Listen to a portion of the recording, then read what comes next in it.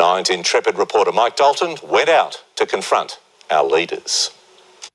It was this letter from little Ollie Fisher to the state's highest-ranked politician that captured the concerns of a generation of self-isolating New South Welshmen. I was wondering if this means that the Easter Bunny is not allowed to come on Sunday morning. The Easter Bunny isn't real. And where's your social distancing filming this child, hey? For tens of thousands of kids across the state, the question remained, in this time of coronavirus, will we still get Easter eggs? Kids in the West in Yeah, you get heaps. They're at the supermarket. Haven't the kids seen them already? Western Australia knew they had no dramas. I've just signed a special exemption for the Easter Bunny. And kids in the East in New Zealand were assured all was okay. You'll be pleased to know. You'll be pleased to know that the Easter eggs are at the supermarket where they've always been every Easter. And they'll be marked down after Easter, so you're better off buying them then.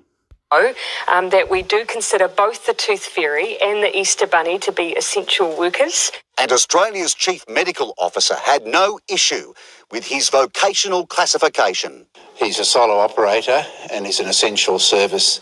I decided to go to the It just shows you how much of a joke this whole thing is, doesn't it? top, to the Premier. What assurances can you give these future voters that the Easter Bunny can deliver this Easter unimpeded? The Easter Bunny is exempt. The Easter Bunny is allowed to visit homes and is also allowed to deliver chocolates, but you have to ask. Now stop. League, Don Harwin at his Pearl Beach holiday home on the Central Coast. The Arts Minister hosting a former Liberal candidate, Jeffrey Winters. You're just up here on a holiday. I'm certainly not up here on a holiday. The Daily Telegraph's gotcha moment Don Harwin. Can I just finish answering the question, please? left the Premier floundering. She knew about the minister's getaway. You've hidden him for 2 days. Well, no, that's not the case at all. But now he'd been flushed out. Given what we've asked the rest of the community to do, I think it's entirely appropriate he come back to Sydney. Don Harwin You talking about the Easter Bunny or the other guy? was today back at his principal place of residence in Elizabeth Bay, offering an apology and an excuse.